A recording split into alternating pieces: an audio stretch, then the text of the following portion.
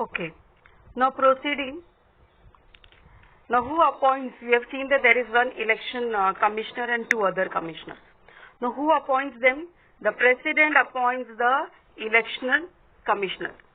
And the chief election commissioner now cannot be removed from his post easily or on account of any political reasons. No political party can remove him. This is necessary because to preserve the independence of the election commission. नहीं तो उसने कुछ some political party is doing something wrong और election commission ने उसके ऊपर objection उठाया. If the election commission objects and then the political party removes him from that. So this should not happen, so that there is a fair means of election. That is why it is not easy to remove him, and he is appointed also by the president.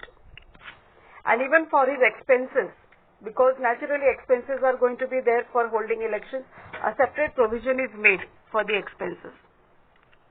And the election commissioner does not have a separate staff. Why? Because once in 5 years elections take place. So there is no need of keeping somebody on duty or on job for this. So during that time they take the help of government officers, teachers, other employees and execute the process of elections. They are paid some small amount. Now a special campaign is created to make the voters aware of voters registration. What do you mean by voters registration? Anyone who has completed 18 years of age has got the right to vote. But you cannot directly go to the center and say that I have completed 18 years of age and I have come to vote over here. Your name should be present in the voters list. So first you have to register yourself as a voter of the country and only then you can vote. So there is a National Voters Day celebrated for this particular purpose, so that more and more voters, they come and they register themselves and then they can vote. Functions of Election Commission. Now, what are the functions? First is to prepare the voters list. So every Indian citizen who has completed 18 years of age has got the right to vote, and to exercise this vote, what he has to do, his name should be present in the voters list. So it is a responsibility of the Election Commission to prepare the list of eligible voters, update the existing voters list, because every year some more and more people are going to complete 18. So this list has to be updated regularly to include the name of the new voters. And the Election Commission has the authority to issue identity cards also. You've got the voter ID cards. That also has to be issued.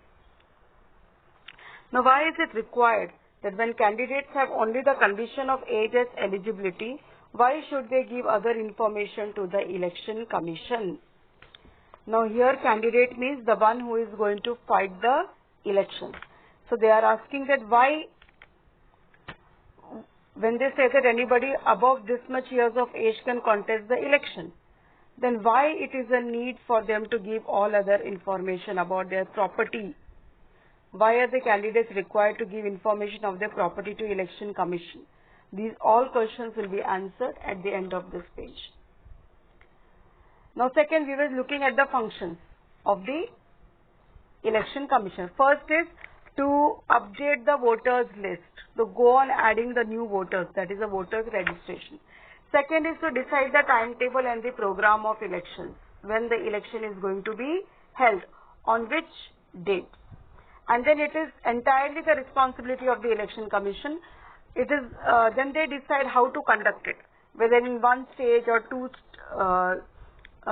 stages. Here means that suppose the area is too big, so one day it is not possible to hold. So for some wards they will, areas are divided into wards.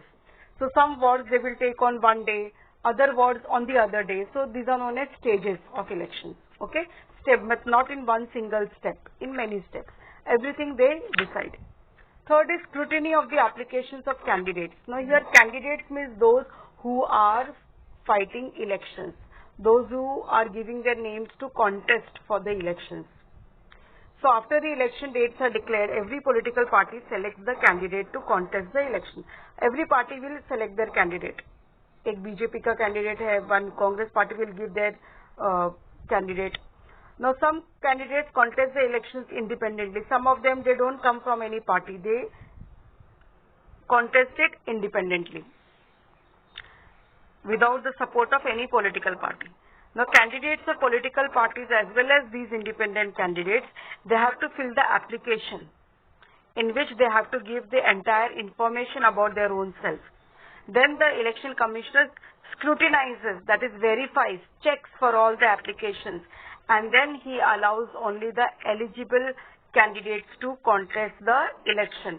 We will see what do you mean by eligible candidates. And fourth function is to give recognition to the political parties. If I make one party of my own, I have to first get the recognition from the election commissioner. Only then I can say that I'm having my own political party. There are certain conditions that have to be satisfied by my party. What is this? We will see. And we have a multi-party system in our country. Two different parties, they come together and they form one, again, big party. Okay? So that is known as multi-party system. And new parties are continuing to be formed. We will see this thing in detail. Right now, only remember that the function is to give recognition to the political parties. Now, the question is asked, what criteria are laid down by the Election Commission for giving recognition to political parties? This also I will answer in some time. Now, there are more certain things. Some constituencies are kept reserved for scheduled castes and scheduled tribes. Why? Because we want representation from them also. Now, every political party has got election symbol. Symbol is given to them. They apply. They give their symbol and then it is approved by the election commissioner. Because in some places where people they are illiterate, they can't read the names. How will they give the vote? So, they are told to give then they remember the symbol. Kamal Pesh, Kamaro, ya Panja. So, when they see the hand, they see the Kamal, they understand, okay, this is my candidate, I have to vote. And during the time of voting and counting, there are official representatives of the political parties. They are also present. Why? Because tomorrow nobody should say that election commissioner ne cheating kiya. Okay. They favored the other party, the counting was wrong or anything. So, both the parties' officials are present over there when the counting is going on, as well as when voting is going on. Now, the recognized parties have got equal opportunity to present their side before media such as television and radio. That is before the elections जो canvassing होता है, okay? एक तरह का advertisement है, okay? They have their rallies TV पे, then they distribute pamphlets, okay? Stating their what they are going to do for the people. So everybody has got equal opportunity for keeping their party's views, their agenda, everything in front of the television or newspaper. Okay. Now we will see the answers to these two questions.